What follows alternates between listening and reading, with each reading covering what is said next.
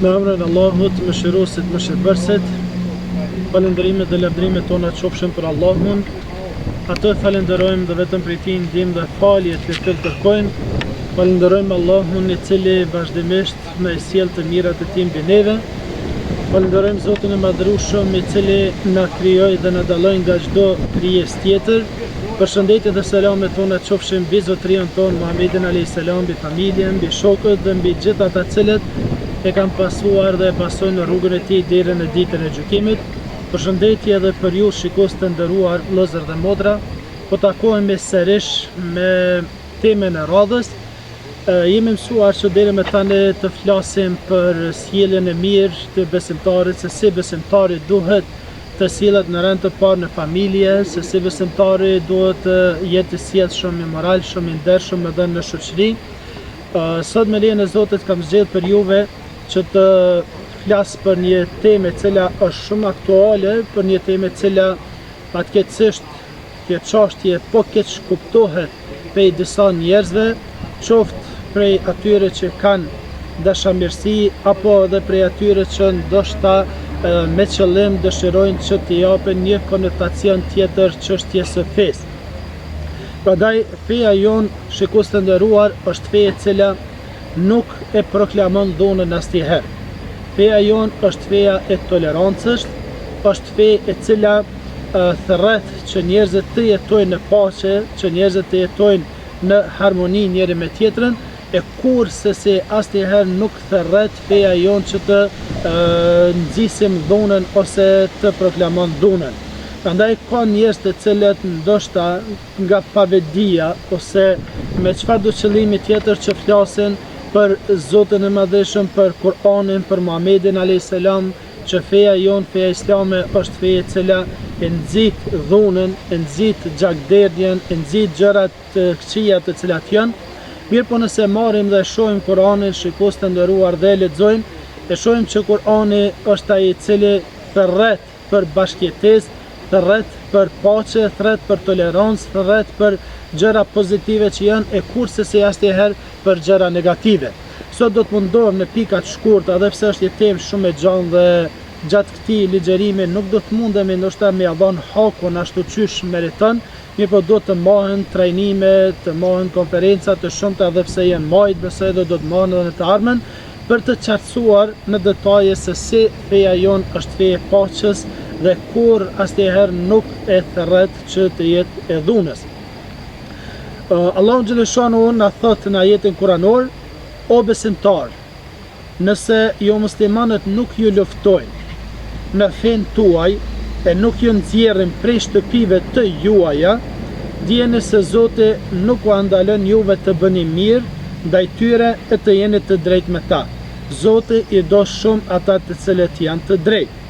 Pra, në këtë ajet të Kur'anit, Zoti i Madhërisëm po na u drejtohet neve besimtarve duke na thënë që duhet të kemi raporte të mira, qoftë me besimtarët, po njëkohësisht edhe me jo besimtarët, dhe këtu konkretisht me jo muslimanët na fton që neve të jetojmë një jetë të mirë me ta, që të bashkëjetojmë me ta dhe mos të jemi prej atyre që e urrejnë ata të cilët janë jo vetëm musliman. Prandaj ka caktuar kriteret dhe kushtet që nëse ata nuk na luftojnë, nëse ata nuk na urrejnë, atëherë edhe neve nuk bën që t'i luftojnë, nuk bën që t'i urrejnë, por duhet të jemi prej atyre që e kemi mendimin e mirë për ta dhe jetojmë së bashku me ta në një shtet ku neve jetojmë apo edhe në për shtete tjera. Pra, çdo vend e ka kushtetutën edhe ka ligjet e veta, shikues të nderuar, edhe muslimanët kushtetutët e tyre kanë Kur'anin e Madhërisëm, sepse në të ka ligje dhe rregulla. Kur'ani është fjalë e Zotit, është produkt i Allahut të Madhërisëm, nuk është produkt njerëzor. Allahu i Madhërisëm e ka sjell Kur'anin tek Muhamedi alayhis salam përmes melekut Xhibril, përmes njeriut më të mirë, domethënë tek njeriu përmes melekut më të mirë Xhibrilit, tek njeriu më i mirë dhe më i ndershëm që ka qenë Muhamedi sallallahu alaihi wasallam.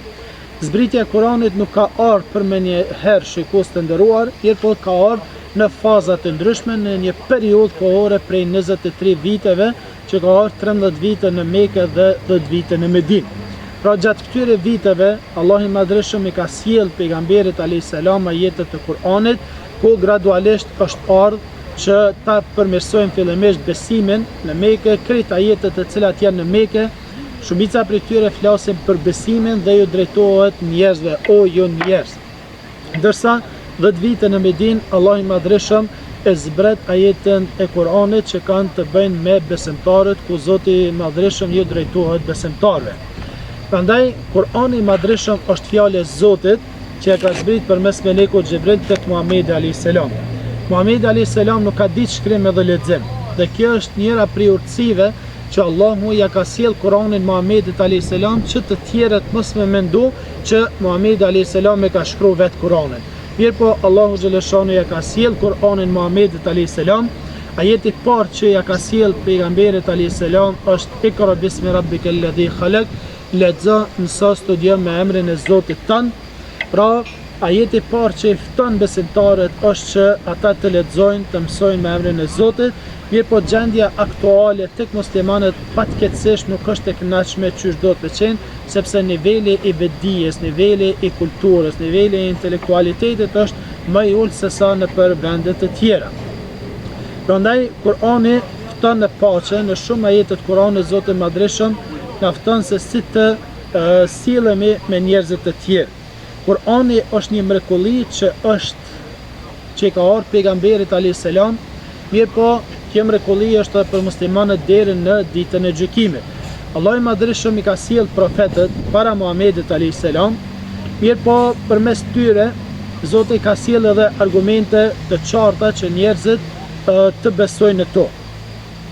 Domethënë, Musa a.s. e ka pas shkopin dhe njerëzit e kanë pa këtë mrekulli. Isa a.s. e ka ngjall të vdekurit me lejen e Zotit, pra kanë qenë mrekulli të cilat i kanë pa njerëzit me sytë e tyre. Ndërsa Muhamedi a.s. mrekullinë e vetme që i ka pas, edhe pse ka pas mrekulli të cilat i kanë pa njerëzit me dorë, i kanë pa me sytë e tyre, mirpo ajo që është më kryesorja është që Kur'ani është mrekullia më e madhe që i ka ardhur pejgamberit a.s. dhe është mrekulli deri në ditën e gjykimit. Pra, Zoti ka zbrit këtë libër dhe ka thënë që inna nazalna dhikra wa inna lahu lahafidhun, ne e kemi zbrit Kur'anin dhe ne do ta ruajmë atë deri në ditën e gjykimit. Prandaj Kur'anit prej momentit kur Zoti e ka shpall, nuk ju ka leju që të shtojnë asnjë presje, asnjë pikë, asnjë fjalë, asnjë shkronjë, mirpo si ka zbrit në originalitetin e tij, ashtu është edhe sot në duart tona, sepse Zoti ka marrë përsipër dhe Zoti do ta ruaj. Prandaj me këtë temë që neve po themi, nuk po dojmë që ta ruajmë dhe ta mbrojmë Kur'anin përmes tyre fjalëve, sepse Zoti ka ruajë dhe do ta mbrojë, mirpo do të mundohem që të sqarojmë disa botë kuptime jo të mira që janë në rend të parë për Islamin, për muslimanët, për Kur'anin si dhe për Muhamedin alayhis salatu wassalam. Kur'ani dhe Muhamedi alayhis salam, vëllezër të nderuar, janë bërë objekt sulmesh nga individ të caktuar që ndoshta pa bedije i bëjnë të gjitha këto sulme. Mirë po, e shohim që Kur'ani, vëllezër të nderuar, është fjalë e Zotit dhe Muhamedi alayhis salam ka ardhur që të sjellë paqen në botë. Mirë po, ndoshta disa individ të caktuar i ndihmojnë kësaj çështje që njerëzit të kenë urrëtitje ndaj Kur'anit dhe Muhamedit alayhis salam dhe ndaj fesë islame në përgjithësi. Mirë po, të dimë që këto janë raste të izoluara, janë raste individuale që nuk u bën që të përfshihet domethënë e tërë feja islame me individ të caktuar që ndoshta bëjnë ndonjë vepër jo të mirë, ndoshta janë ata që vrojnë njerëz ose ju bëjnë dëm njerëz të tjerë. Dhe mirë po, Allah i Madhreshëm na ka thënë në Kur'an, ai i cili bëhet shkaktar që me shpëtu një jetë është sikurse me shpëtu i tërë njerëzimin, ndërsa ai i cili bëhet shkaktar që me humb një jetë, është sikurse me humb jetat e tërë njerëzimit. Prandaj me këtë ajet të Kur'anit Zoti na fton që neve të jemi ata të cilët e proklamojmë paqen, nuk derdhëm gjak, mirë po jemi ata të cilët jemi tolerant, jemi besimtar, të sinqert, të devotshëm dhe jemi ata që jemi njerëz paqësor dhe jemi tolerant. Pa mos Kur'ani thërret që çdo njeri i cili është jo musliman të urrejhet, kështu Kur'ani neve nuk na thot. Ata të cilët i kanë marrë këtë mendim që të urrejhet çdo njeri i cili është jo musliman, kjo është gabim. Sepse pejgamberi alayhis salam ka thonë, nuk është prej nesh ai i cili e urrejn një pabesimtar, një jo musliman vetëm se është jo musliman. A mund të konsiderojmë çdo person i cili është jo musliman armik dhe ta luftojmë atë? Kurani neve nuk na thot kështu. A mos thot Kurani që ti duhet të sillesh me njerëzit në formën brutale, në formën jo të mirë? Jo, Islami na thret dhe na porosit që të sillemi mirë me njerëzit, pavarësisht ata a janë musliman apo jo musliman, dhe historia ka treguar që pejgamberi alayhis salatu wassalam na ka mësuar një gjë të tillë. Nëse marrim Kur'anin dhe shohim dhe lexojmë, shohim që Kur'ani pranon shumëllojshmërinë e racave, të gjuhëve, dhe kjo është njëra prej, madje konsiderohet njëra prej shenjave të Zotit Madhreshëm apo prej argumenteve të Zotit Madhreshëm. Prandaj Allahu ka thonë, Allahu është ai i cili ju ka bërë popull dhe fise që ju të njiheni njëri me tjetrin. Zoti nuk ka thonë ju ka bërë popull dhe fise që ju ta luftoni njëri tjetrin dhe të vderni gjakë ndaj njëri tjetrit, mirë po ka thonë ju ka bërë popull dhe fise që ju të njiheni njëri me tjetrin, se dhe të komunikoni, të bashkëpunoni njëri me tjetrin. Shikues të nderuar, Kur'ani i quan fetë e ndryshme si urtësi nga ana e Zotit Madhreshëm. Dhe ai e ka lënë të lirë njeriu të zgjedh se çfarë feje dëshiron që ta ketë. Prandaj të Zoti Madhreshëm do të llogaritet për zgjedhjen që ai e ka bërë. Ne muslimanët jemi të bindur që rruga jonë është më e drejta dhe është më e mira. Dikush tjetër mundet me pas bindjen që feja e tij është më e mira, mirë po kjo çështje është mes tij dhe Zotit Madhreshëm. Prandaj Allahu na ka lënë të lirë që neve me veprun në këtë çështje, që ta zgjidhim se çfarë feje i përkasim. Allahu xhaleshanu ka thonë ajetin kuranor, e sikur Zoti të donte, do t'i bante të gjithë njerëzit të një feje. Sikur Zoti kishte dashur, Zoti ka krijuar njerëzit, kishte mujt me bë gjithë musliman, ose kishte mujt me bë gjithë krishterë ose jehudi, po e ka lënë të lirë njerëzit që ata të bëjnë përzgjedhjen e tyre, dhe kështu që Allahu i Madhreshëm thot në ajet e Kuranit se kjo është dëshirë dhe vullnet i Zotit dhe është urtësi që njerëzit të zgjedhin se çfarë konfesioni, çfarë besimi ata dëshirojnë që ta kenë. Allahu kish mujt çush i ka bën me leket të një feje ose kafshët të një feje apo xhallesa tjera, kish mujt me bë dhe njerëzit, mirë po Allahu xhaleshanuhu e ka treguar rrugën e drejtë se si duhet cilën rrugë duhet ta ndjekim, dhe mandej Allahu xhaleshanuhu do ta llogarit. Ne jemi shumë të bindur që është edhe një botë tjetër që Allahu i Madhreshëm do të na llogarit atje për atë çka kemi zgjedhur, qoftë çështjen e besimit, qoftë çështjen e sjelljeve, qoftë çdo gjë që kemi bën këtë botë, do të llogaritemi tek Allahu xhaleshanuhu. Kurani thot, unë dhe ti nuk jemi gjykatës, mirë po jemi vetëm ftues, por Allahu është ai i cili gjykon.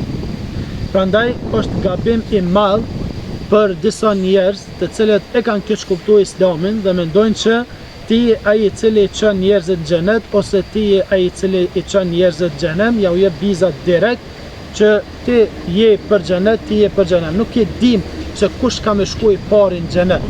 Ka mundësi që dikush të pejgamberi alayhis salam tër jetën e tij me jetu si musliman, ndërsa në fundin e tij me mohu Zotin dhe ai vdesi pa besimtar. Mirë po ka mundësi dikush me jetu jetën e tij si pa besimtar, mirë po në momentin i vjen inspirimi qoftë nga ana e Zotit ose bëhet shkaktar dikush që hajta pranoj Islamin dhe të vdesë musliman dhe të futet në xhenet. Kështu ka ndodhur kohën e Musait alayhis salam, ata sihirbazët, ata magjistarët, kur mëngjes janë çu si pa besimtar, mirë po kur i kanë pa mrekullit nga ona e Musait a.s. ku e kanë pas shkopin që është bën një gjarpën dhe i ka hongër të gjithë ata gjarprejt e vogël, ata janë bë musliman.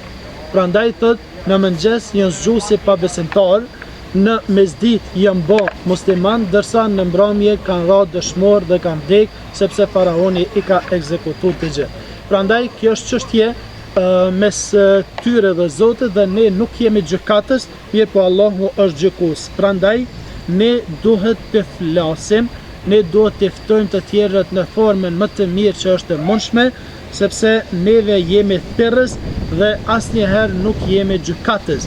Prandaj këtë mision pejgamberi alayhis salam e ka pas, që i ka ftuar njerëzit me butësi, me udhësi, me zemërgjërsi dhe me largpamësi. Prandaj është mërzit kur të tjerët nuk e kanë pranuar Islamin, sidomos axha i tij, Ebu Talibit, që 70 herë thuhet që e ka dëshmu, i ka afru pejgamberit alayhis salam që ta dëshmoj shahadetën dhe që ai ta fitoj xhenetin dhe të jetë ndërmjetësues për të në botën tjetër Muhamedi alayhis salam, mirë po ai nuk ka pranuar, dhe është mërzit pejgamberi alayhis salam. Por Zoti çai ka thonë, Zoti madhreshëm i thotë bellig ma unzila ilejk, të transmetoje atë që po të obligon Zoti madhreshëm, dhe mos u mërzit a e pranojnë njerëzit apo nuk e pranojnë, sepse është çështje e tyre se a e pranojnë apo nuk e pranojnë këtë çështje. Prandaj neve kemi obligim vetëm me kry detyrën, ndërsa Allahu është ai i cili gjykon. Kurani thotë që njeriu duhet të respektohet përderisa është njeri, qoftë ai besimtar apo jo. Dhe Zoti i Madhreshëm thotë: "Wa laqad karramna bani Adam", thotë veç e kemi nderu, e kemi respektu birin e Ademit. Pra këtu nuk i ka specifiku besimtarët që ata janë të nderuar dhe të respektuar, mirë po vetë njeriu si qenie njerëzore është që dallohet prej gjitha gjallësave tjera, sepse Zoti na ka dhënë mendjen, Zoti na ka dhënë logjikën, na ka dhënë intelektin, prandaj jemi krijesa më e privilegjuar tek Zoti i Madhreshëm. Prandaj tot Zoti e ka nderu, e ka respektuar njeriu dhe ai duhet të respektohet, qoftë kur është gjallë, po njëkohësisht edhe për së vdekurit. E dini që Muhamedi alayhis salam i ka respektuar njerëzit sa kanë qenë gjallë, po njëkohësisht edhe masi që kanë vdekur. Tregohet për një gjenazë, një jahudi, një hebrej, kanë kalu disa hebrej me një gjenazë në dorë, dhe pejgamberi alayhis salam ka qenë i ulur me shokët e tij dhe po e shohin që po kalon kjo gjenazë. Pejgamberi alayhis salam shaj respektin ndaj tij, ngritet në kom. Shokët i thonë: "Ja Resulullah, po i dërgu me Zotit, thotë, ai është jahudi, thotë edhe ai ka vdek, thotë nuk ka qenë besimtar, thotë çysh po qohesh për të?"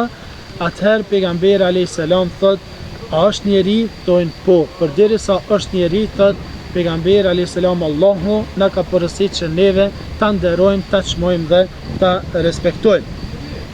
Nëse feja jon na porosit që ne t'i urrejmë ata që jenë pa besimtar, atëherë pse Zoti na lejoi martesën me një pa besimtare, një idhtare të librit, një hebreje ose një krishtere? Feja jon na lejon që ne të martohemi me to, dhe sikur feja jon ta ndalonte që ta urrejmë atë, sikur feja jon të porositte që ne ta urrejmë atë, atëherë na kish ndaluar edhe martesën me to. Mirë po, qysh është e mundur që ti me ndash shtratin me një grua dhe me urrejt atë, me urrejt një nën të fëmijëve tu, kjo Islami nuk e jep kështu. Prandaj feja jon e lejon që të martohet me fe të tjera dhe kërkohet që të kenë respektim për njëri tjetrin, të kenë harmoni bashkëtorë, dhe njëkohësisht nuk është e obligueshme për burrin që t'ja imponoj fen asaj, ajo mund ta mbaj fen e saj, edhe ti mundesh me mbajt fen tënde. Prandaj jo rastësisht Zoti ka thonë: "La ikrahe fi din", nuk ka dhunë në fe, nuk bën asnjëherë që ti t'ja imponosh fen askujt, dhe as Muhamedi alayhis salam nuk ja ka imponu fen askujt. Prandaj dikush mundet me thonë që Islami është për hap me shpatë, dikush mund të thotë që Islami është për hap me forcë. Jo, Islami nuk është për hap as me shpatë, as me forcë, mirë po është për hap me sjellje të mirë, me karakter të lartë, me moral të lartë, mbas shembujve që i pam dhe shumë shembujve të tjerë na bën që të kuptojmë që feja jonë është për hapur me fjalë e jo me dhunë. Sepse momente kur kanë qenë të fort muslimanët, në atë kohë kishin mujt që me adhuru njerëzit Zotin edhe me besu prej frigës dhe prej forcës së muslimanëve. Mirë po, njëkohësisht kur është largu forca prej tyne, ata nuk kanë zgjedhur që të largohen prej besimit islam, mirë po e kanë marrë. Nëse dikush mendon që edhe këtu te ne është përhap islami me forcë dhe me shpatë, atëherë ne jemi një popull që ekzistojmë këtu në Ballkan dhe në rajonin që neve jetojmë kemi shumicën ose ortodoks ose krishterë, qoftë atje në Maltezi, qoftë në Maqedoni, qoftë në Bullgari, qoftë në vendet përreth që i kemë. Mirë po, ata kanë zgjedhur që mos me qenë musliman dhe ka qenë drejtë e tyre. Mirë po, ne kemi dashur dhe kemi zgjedhur që të jetojmë si musliman dhe kështu e kultivojmë besimin dhe elhamdulillah që Zoti na e ka dhënë këtë mirësi të madhe që ne ta ruajmë këtë fe dhe ta proklamojmë atë. Kurani ka sqaruar kategoritë e njerëzve armiq, bazë të ajetit kuranor që përmenda në fillim. E pari është Zoti ju ndalon të bëni miq ata që ju luftojnë në fenë tuaj. Pra atë që ju lufton haptazi në fenë tuaj dhe mundohet që t'ju largoj prej fesë të tij, pra ti e ke armik dhe nuk bën që ti me bë mik atë. E dyti është ata që ju nxjerrin nga shtëpitë e juaja, nuk mundesh me pas mik një person i cili me dhunë të largon brej shtëpisë tënde. Kemi pas rastin e luftës kur okupatori serb na ka largu prej shtëpijave tona, na ka dëbu prej shtëpive tona, prandaj këti nuk mundu me thonë mik, sepse ky është armik i cili na largon prej shtëpive tona. Dhe në këtë kategori janë të gjithë ata që bashkëpunojnë për të nxjerrë nga shtëpitë tuaja, jo vetëm ata që direkt na largojnë prej shtëpive tona, mirë po edhe ata të cilët bashkëpunojnë dhe fatkeqësisht edhe në të kaluarën ka pas të tillë që kanë bashkëpunuar me armikun, po njëkohësisht ka edhe sot të atill dhe ndoshta ky mundet me qenë më i keq se sa vet armiku, sepse i ndihmon armikut që të bëj dhunë apo që të ndikojë negativisht tek populli i tij. Ne duhet të pozicionohemi vetëm karshi këtyre, kurse për të tjerët Zoti na porosit që neve edhe për kundër këtyre feja nuk na porosit që ne të luftojmë ose të sillim keq me ta, mirë po nuk bën që të afrohem me ta dhe të sillemi në formën më të mirë që është e mundshme. Ndërsa me kategori tjera duhet të sillemi mirë dhe asnjëherë nuk bën që neve të sillemi keq me ta. Një ditë një djalë i ri erdhi dhe më pyeti, tha, posta unë jetoj në Amerikë dhe atje studioj, atje punoj, edhe am lejohet mu që ti përshëndes banorët Amerikanë atje kur ata më përshëndesin edhe sillen mirë me mu. E fillova me qeshë edhe si ka mundësi me pas këtë mendim një besimtar, një musliman. Përderisa ai po t'i ofron mundësi të studimit, po t'i ofron qoftë në Amerikë ose në Gjermani ose në vendet perëndimit, kur na u kanë gjinë në kohën më të vështirë, kur ne kemi pas nevojë për ta, që ti mos mi përshëndetë, mos sill ose mi urrejt ata. Ti përkundrazi bile duhesh që të sillesh në formën më të mirë, sepse feja jote të porosit që ti mos sill mirë me të, mi përshëndet, me uru edhe festat e tyre nëse është e mundshme, edhe mos sill në formën më të mirë që është e mundshme. Nëse Zoti thot, nëse ata anojnë për të bërë paqe, edhe ti bëj paqe dhe mbështet ju Zotin. Nuk ka dyshim se Allahu është dëgjuesi dhe është i dituri, pra ata të cilët anojnë që neve të kalojmë një jetë të mirë me ta, që të bëjmë paqe me ta, asnjëherë nuk bën që të dorëzohemi apo të largohemi apo të urrejmë, mirë po të jemi prej atyre që me të vërtetë jemi edhe ne për paqe dhe dëshirojmë që të jetojmë në paqe. Kemi shumë shembuj gjatë jetës profetit tonë se si është sill me të tjerët, sidomos me ata të cilët kanë qenë jo musliman. Prandaj tregohet kur një delegacion ka ardhur tek Muhamedi alayhis salatu wassalam për të bërë debat, për të bisedu për ndonjë çështje të caktuar, dhe gjatë qëndrimit në xhami, se atëherë xhamia nuk ka shërby vetëm për të kryer ritet fetare, mirë po ka shërby edhe për diskutime, për mbledhje, për takime dhe gjëra të tjera. Prandaj kur ata kanë qenë duke bisedu me Muhamedin alayhis salam, ka ardhur një delegacion prej Nexheranit, prej një vendi të caktuar, dhe kur është koha që ata të kryjnë ato faljet apo lutjet e tyre, janë skaju në një qysh të xhamis dhe i kanë kry faljet e tyre. Pejgamberi a.s. nuk i ka pengu dhe i ka lënë që lirisht të shprehin atë bindjen e tyre dhe lirisht të jenë prej atyre që e zbatojnë atë çka ata e besojnë dhe ju duket më mirë. Muslimanët kur e kanë bërë marrëveshjen e Hudejbijes, pejgamberi a.s. me shokët e tij, njëra prej pikave ka qenë që pejgamberit a.s. i kanë kërkuar që atë vit mos ta vizitojnë Qabën. Ka qenë një vendim i rënd për Muhamedit a.s. edhe për shokët e tij që i ka marrë malli shumë që ta vizitojnë Qabën, mirë po pejgamberi a.s. e ka zbatu marrëveshjen, e ka respektu marrëveshjen dhe në atë vit edhe pse ka qenë shumë e vështirë për të, nuk e ka vizitu Qabën dhe ka respektu dialogun dhe ka respektu marrëveshjen që e ka bërë me ju muslimanët. Sikur Kurani të ftonte për lutje, atëherë pse i fton për debat dhe pse i fton për dialog pe të tjera. Pejgamberi a.s.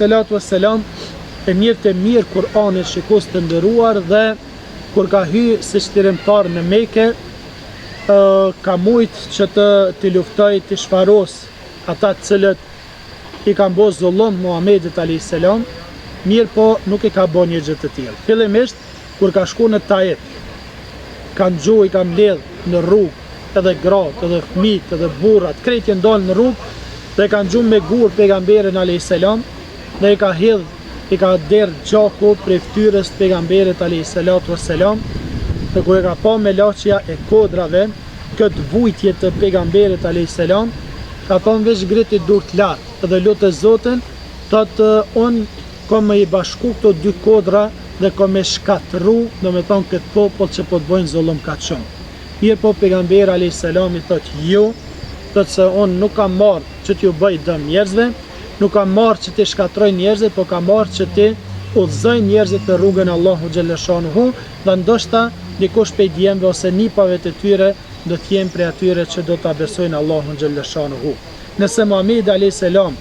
ishte ardhur që të bëj lufta, që të bëj derë gjak, atëherë mundësinë më të mirë e ka pas këtë rast, mirë po jo nuk ka pranuar asnjëherë. Prandaj pejgamberi a.s. tregon se gjatë tërë jetës tij vetëm 2 muaj i ka bërë luftë, ndërsa krejt jeta e tij i ka shkuar në paqe dhe i ka proklamuar sjelljet dhe moralet më të mira. Ata që dojnë me marrë pse vetëm pe luftës pejgamberit a.s. vetëm në betejat e tij mundën me marrë pse mirë, po neve po na intereson çështja sociale, po na intereson si ka bërë jetën pejgamberi a.s. si ka pas kulturën e dialogut me tjerët që fatkeqësisht sot neve po na mungon. Sot ne e urrejmë njëri tjetrin vetëm se e kem një mendim pak më ndryshe se sa tjetri, ndodh neve mos më na dhon selam disa tri, mos më na përshëndet sepse ti je në një ideologji tjetër ndërsa unë në një ideologji tjetër. Madje tregon një hoxh, thotë më ka ardhur njëri ideal i ri që e ka marrë me euforizëm fen, çdo gjë që mirret me euforizëm e lehet shumë lehtë. Duhet ka dalë, gjanat më të mira janë të mesit. Duhet që ne fen ta marrim në formën më të mirë që është e mundshme, të marrim fen si sjellje, si moral, si besim, të jem shembull për të tjerët. Kur e ka thënë pejgamberi a.s. Muadh ibn Jabelin në Yemen për me thirr njerëzit në rrugën e Zotit, thotë atje ki të besimit krishter, prandaj thotë ftoj në formën më të mirë që është e mundshme dhe mos u bë irritues si fest. Prandaj ne duhet të dhajmë maksimumin ton që njerëzit mos mo irritu prej neve, po të jemi shembull për të mirë për ta. Prandaj ky hoxha thotë më ka ardhur një djalë i ri dhe më ka thonë, o hoxh, thotë, ky dietari i madh, sa ka shkruar libra, s'ka shanca me lexu, thotë, unë të urrej thotë për hir të Zotit. Edhe ja ka nis me çeshke, thotë qyshve më morrejt për hir të Zotit, thotë vallahi thotë unë kam lexu Kur'anin, edhe kam lexu hadithet e pejgamberit, thotë s'ka hadith gati që nuk e kam lexu dhe nuk e di për menç, po thotë kun nuk e kam lexu që pejgamberi alayhis salam thotë mi urrej dikon, sidomos muslimanët, mi urrej për hir të Zotit madhreshëm.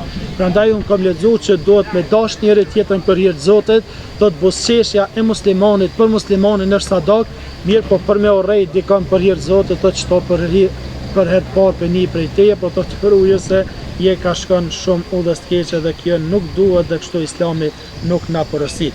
Prandaj, për me pa dhe në luftë, nëse dojmë e marrë mësim, edhe në luftë se se janë sjellë muslimanët, Ebu Bekri thot kur e ka përgatit një ushtri, i ka tubu krejt ushtarë për para dhe ju ka thonë, i ka këshillun, dhe gjëni mirë, edhe krejt ata që kanë pas të i përshtypje jëtë mje për Islamin dhe muslimanët, ta ndëroj mendimin e tyre dhe mos ta shohin Islamin me një individ të caktuar ose 2-3 individ që bojnë veprat liga, se në çdo konfesion, çdo besim, çdo nacionalitet, çdo komunitet ka njerëz të mirë dhe ka të këqij. Prandaj nuk bën që të përfshihen të gjithë me një gabim të një personi të caktuar.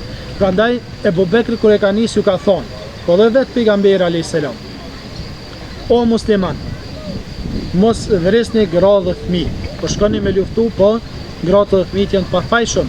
Ne kena pas okupatorin serb këtu, i cili nuk ka këqyrë se apo ka gra, apo ka fëmijë, apo ka pleq, apo a janë të fajshëm, apo pafajshëm. Me thonë, nuk ka pas rregull të luftës, edhe sot luftat që ndodhen nuk ka çështje, nuk ka moral të luftës, sepse luftohen ata të cilët janë pafajshëm dhe po shohim se çdo ditë po vrahen dhe po mbyten fëmijë, gra, pleq, të cilët nuk kanë kurfar faje. Dhe thuhet që në ditën e gjykimit kur ata do të pyeten se për çfarë faje jeni mbytur, ata nuk do dinë të kallëzojnë se për çfarë faje janë mbytur, çfarë krimi e kanë bërë në jetën e kësaj bote. Prandaj thotë kur shkoni, mos vrani gra edhe fëmijë. Mos vrisni pleq. Në ato vende do shihni murxher, mos i prekni, mos ju bëni dëm atyre, mirë po leni që ata të adhurojnë Zotin në atë formën që ata dëshirojnë. Mandej, mos i digjni të mbjellat.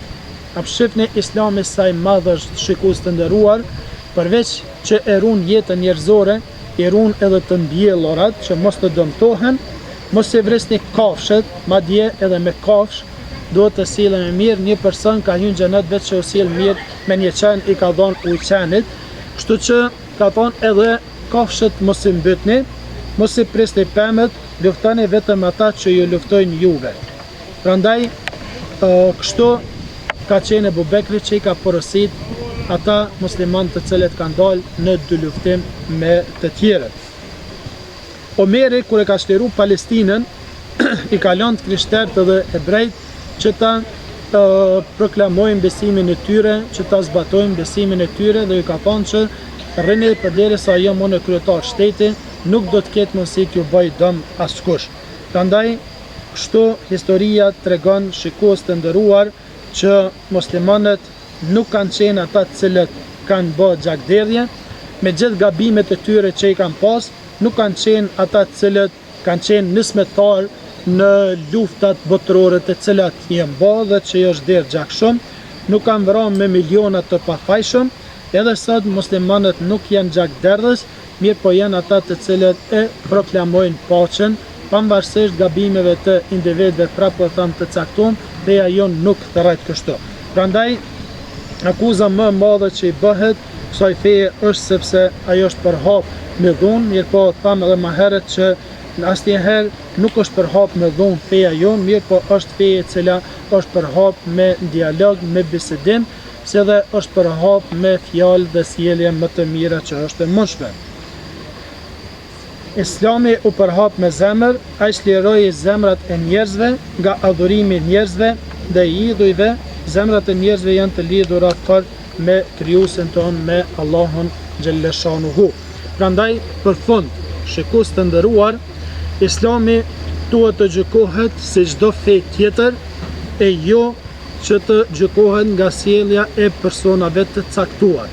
Nëse fe të tjera gjykohen me një gjykim të drejtë, atëherë edhe ndaj Islamit duhet të merret një gjykim i drejtë dhe mos të gjykohet me sjellje dhe veprimet e personave të pandërgjegjshëm. Çështja tjetër është të parët që u takon të flasin për fenë, janë hoxhallarët, janë njerëz të cilët janë të thirrur për të shpjeguar fenë e Zotit Madhreshëm. Prandaj jo gjithkush i cili është me një profesion gazetar ose është analist politik apo është pavarësisht se çfarë profesioni ka, ai nuk është i thirrur që të flas, ka njerë po i ndëgjojmë shumë që po flasën jo islami kështu, jo islami ashtu. Ti nuk e ke studiu islamin dhe nuk e din se çka thret islami. Prandaj njerëzit kompetent për me fol për islamin, për me tregu për rregullat, për ligjet, për normat e tij janë hoxhallarët, janë klerikët fetar dhe ata duhet ta shpjegojnë dhe t'ju bëjnë njerëzve t'ja sqarojnë dhe t'ju qartësojnë fenë e Zotit Madhreshëm. Gjërat të cilat shpjegohen, duhet të shpjegohen në mënyrë reale. Feja islame nuk u lejon qytetarëve që ata të zbatojnë atë çka dëshirojnë, mirë po feja islame është ajo e cila e nxit besimtarin që mos të krijojnë urrëtie ndaj të tjerëve, mirë po të kenë një përshtypje të mirë për të tjerët. Feja islame na mëson që edhe zemrimin duhet ta ndalojmë, sepse jo vetëm terrorizmin apo ekstremizmin e dhunshëm, mirë po edhe zemrimin feja jonë na porosit që ta kanalizojmë në formën më të mirë që është e mundshme. Prandaj ka shku një njeri te pejgamberi alayhis salam dhe i ka thonë ja Resulullah mëson diçka të mirë që mund ta bëj. Atëherë pejgamberi alayhis salam i ka thonë mos u zemro. Edhe herën tjetër i ka thonë mëson këshillon diçka të mirë që feja nxit më shumë dhe në të, i ka thonë mos u zemro, edhe herën e tretë i thotë mos u zemro. Domethënë zemrimi është ai i cili ndihmon ty që me qenë rrugën e Zotit, ndihmon që ti mos me urrej të tjerët se dhe mos me bo shkandale më të mëdha, prandaj zemrimin duhet të jemi të përmbajtur në zemrim. Mandej është edhe ekstremizmi.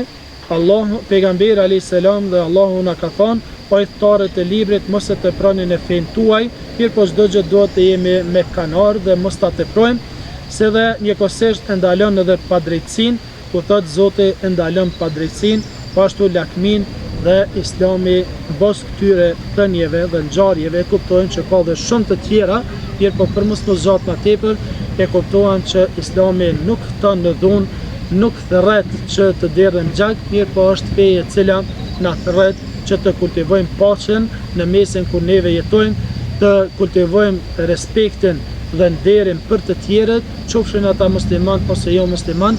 Nëse kështu arrim, atëherë do të jetojmë në një shoqëri të mirë, ashtu qysh kemi jetuar deri më sot tek ne shqiptarët, ku toleranca mes njëri tjetrit ka qenë e theksuar, dhe kështu që e kanë mirë kuptuar njëri tjetrin dhe e kanë respektuar dhe e kanë çmuar. Prandaj duhet që çdo njeri të kontribojmë që të kalojmë një paqe në mesin tonë, e dikush për përfitime të tyre personale mos të kontriboj që të largojmë këtë harmoni të cilën e kemi pas deri më tani.